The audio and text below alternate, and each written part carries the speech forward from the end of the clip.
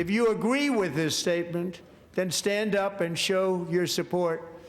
The first duty of the American government is to protect American citizens, not illegal aliens.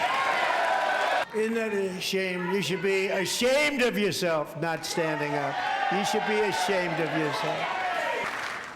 Look, nobody stands up. These people are crazy, I'm telling you. They're crazy. Mrs. Zaretsky, tonight I promise you we will ensure justice for your magnificent daughter, Irina. How do you not stand? How do you not stand? Well, there's the State of the Union Tuesday night. Democrats who attended the State of the Union received a dressing down from President Trump after they refused to stand for Americans over illegals. At least 71 Democrats and one independent from both the House and Senate entirely skipped the speech, holding their own, quote, State of the Swamp event instead. Joining me now is California Congressman Khanna, who was at the State of the Union but did not stand. Congressman, thank you so much for being here this morning. It's good to see you. Are we to assume that Democrats Always really good to see you. Thank you, sir. Are we to assume that Democrats really do put the needs of illegals ahead of American citizens?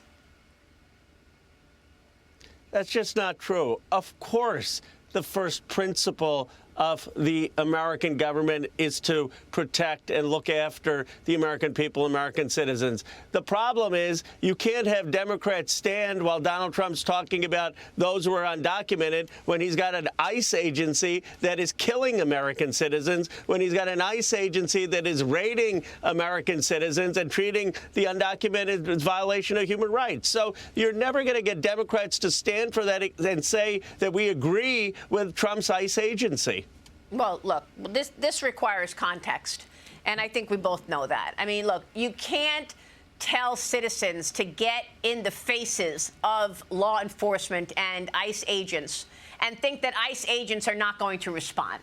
You can't tell citizens that it's okay to interrupt an operation that is underway where you're expecting the ICE agents to take down criminals who are here illegally and not expect them to respond. You can't have a person who's armed with a gun showing in his belt interrupting ICE operations and not expect an ICE agent to react. Do we agree on that?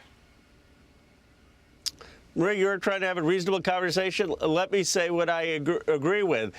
You can't have people just go try to interrupt law enforcement, including ICE. But the answer to that is not to shoot them dead. There is a proportional use of force. There is training. And would you agree that in a number of these cases, ICE agents have exceeded what a proportional response is? I think if an ICE agent feels a threat and feels that he or she and his team is under threat by having someone who's armed, clearly armed with a gun on his belt, interrupt him, then he's going to shoot. And they're trained to kill. But Maria, I mean, even in this country where we have a Second Amendment, you can't say that any person who shows up with a gun simply by doing that at an event could be shot to death. I mean, in Alex Pretty's case. Yes, the person that we're talking about, Alex Pretty, we've got video of him, you know, the day before or whatever earlier, you know, knocking out the car light on the back of the agent's car, throwing things at the car, you know, so he was actually antagonizing them. Yeah, but that's not the capital punishment. You don't give someone the capital punishment. Yes, he did harass them a few days before. Yes, he had a gun on them. I guess I just have such a strong belief in civil liberties and constitutional rights. He's an American citizen. You don't kill him. And I think most Americans look at this and they wanted the border to be secure.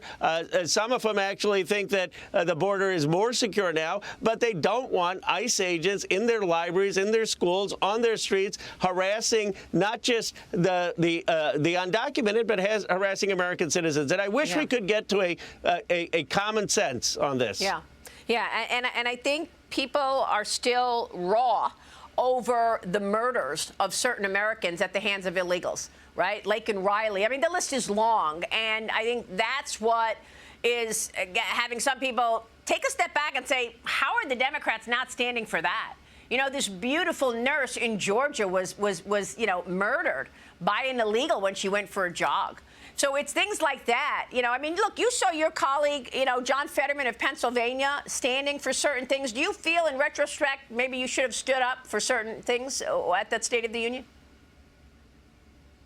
I stood up for a lot. Obviously, the whole country stood up for our amazing hockey team and our goalie. I stood up for the extraordinary courage of the helicopter pilot who was shot in the leg and got the Congressional Medal of Honor. I stood up for the pilot over Korea who took on the Soviets and got the Medal of Honor. And there were many other people that were recognized. I stood up for a young girl who was recovering. So we stood up for many heroes in the gallery. What we didn't stand up for is a lot of Donald Trump's policies, but that's democracy, Maria. I mean that happens in every state of the union.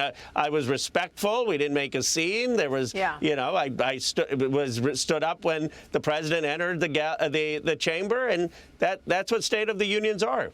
And I want to get your take on policy, sir, because Vice President J.D. Vance is quieting concerns of potential war in the Middle East, saying that there's no chance a military strike would result in a years-long war.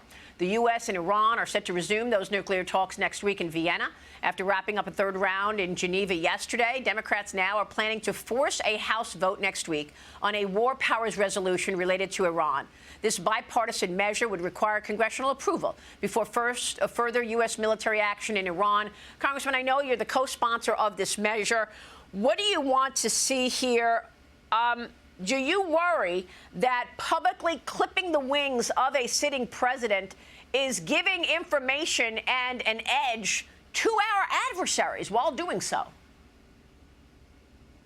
I appreciate actually what Vice President Vance said. I didn't realize he had said that. I had a good relationship with him before he became vice president. I always thought of him as someone who was against intervening and getting in another Middle East war. I hope maybe he'll endorse Thomas Massie and my war powers resolution, because all Thomas Massie and my war powers resolution says is before you put troops on the ground in Iran, before you spend billions of our dollars in another war in the Middle East, how about you come to Congress and ask Congress first? And you know what America first means to me? It means spending money on manufacturing jobs here, on child care here, on health care here, not getting into another war with our troops thousands of miles away in the Middle East.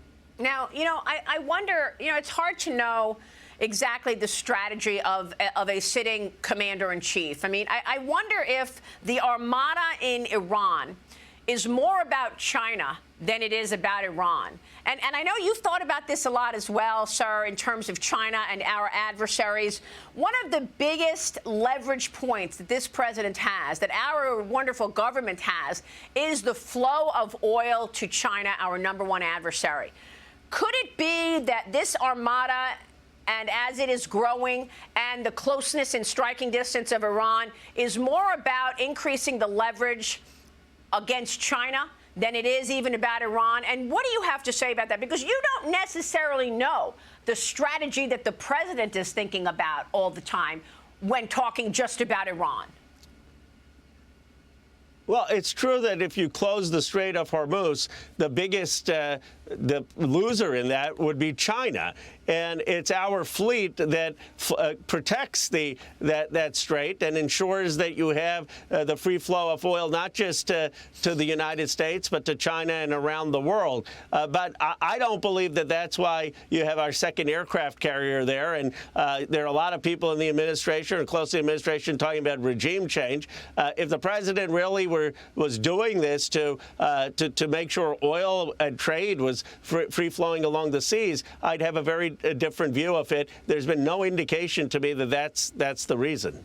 Well, he can't give you an indication, because as soon as he gives you an indication, he gives our adversaries an indication, right? Well, look, but why would the United States also be shouldering that? I mean, what about China stepping up to keep the Strait of Hormuz open and making sure that they have some role? Right now, America is basically the policeman of the world. I appreciate that, but I don't think we need to put even more of our troops, more of our money there. When so many people in this country are struggling, there are not enough jobs for young college graduates and high school graduates. Cost of health care is too high, as the president said. We don't have enough money for retirement, as the president said. Housing is is too much. I'd rather the president focus on that. I'd rather he give the $21 billion to Mir Mamdani to build the housing that they met about. I mean, that would be great. Let's try to build things here. Let me ask you, do you think China is supporting Iran by sending military equipment and components to Iran? I don't know. You know, I'm the top Democrat on the China committee. We've been investigating that. We don't have a definitive answer, but if they do, it's totally unacceptable, and it is totally self-defeating because if there is a action by an Iranian regime that's destabilized, they're the ones who are going to lose oil. So the president should make that very clear that there's zero tolerance for any military transfer to Iran's regime from China. Now, I got to get your take on this situation around AI, Congressman, because AI defense technology company Anthropic, as you know, is rejecting further work with the Pentagon. The CEO, Dario Amodei, says he cannot agree to have his company's systems used for mass domestic surveillance, nor to power fully autonomous war weapons. It comes as the China Select Committee is warning Beijing is expanding its space footprint across Latin America with at least 11 new facilities. It also comes on the day that Block, the Jack Dorsey fintech, is announcing it's cutting 40% of its workforce, 40% of employees. That's 4,000 people, because it says that its AI tools are going to replace that human work. Now, let's talk first about this mass domestic surveillance. Is there mass domestic surveillance underway right now for American citizens? I don't know who to be more worried about, China surveilling America or American government surveilling. What is your take on the Anthropic response to the Pentagon? Good for Anthropic. I don't want technology used by a federal government to have mass surveillance on American citizens. That's common sense. I mean, think about if you had a Democratic president. Would you want them to have tools of AI to figure out whether you have a gun, to figure out what your church you're going to? It is scary. And I hope we can come together and say, no, we don't want mass surveillance. And the other thing is, because you're an elected official, what is the plan to push back on these AI tools that are becoming increasingly powerful, so powerful that the head of Anthropic is talking about mass domestic surveillance? What are you going to do about it?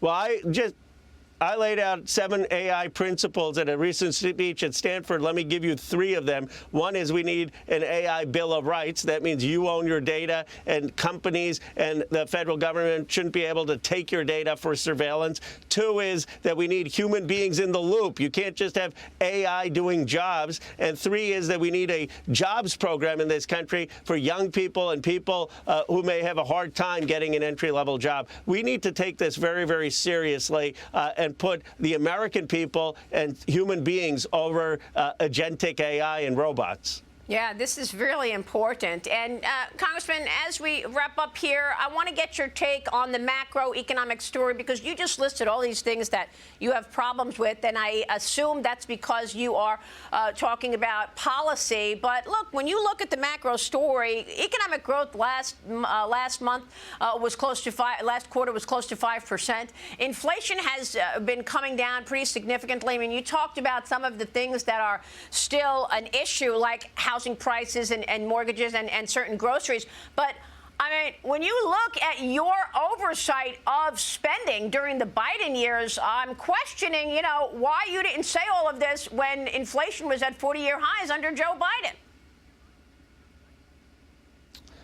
Well, look, if you're looking at the economy for my district in Silicon Valley and the tech leaders, where we have 1/3 of the nation's stock market, it's done very well for these many of these tech billionaires. But if you're looking at the economy for someone who is struggling to pay health care, struggling to pay their grocery bills, struggling to pay housing bills, wondering if their kids are actually going to get a good-paying job, then the economy isn't doing well, and we need to focus on the working class. Now, the spending that took place was both Donald Trump with the CARES Act and Joe Biden to get out of COVID. The problem, though, is that we have not had a higher living wage. We've not had real policies to reduce health care costs. We've not built more housing. And we've not had a Marshall Plan to create good jobs in the United States. So what about the fact that President Trump has done deals with all these pharmaceutical companies to get drug prices down?